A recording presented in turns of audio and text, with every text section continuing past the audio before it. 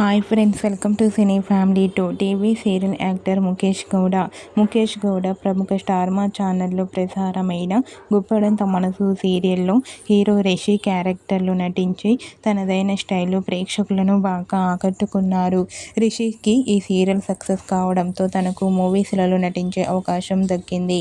రిషి గీతా శంకరం ప్రియమైన నాన్నకు అనే మూవీ షూటింగ్లలో పాల్గొంటూ బిజీగా లైఫ్ని ఎంజాయ్ చేస్తున్నారు. అయితే ఈరోజు రిషి బర్త్డే సందర్భంగా రీసెంట్గా తన ఫ్యాన్స్ అందరూ తన ఇంటికి వచ్చి సన్మానం చేస్తూ బర్త్డే గిఫ్ట్ ఇస్తున్న ఫొటోస్ను షేర్ చేశారు.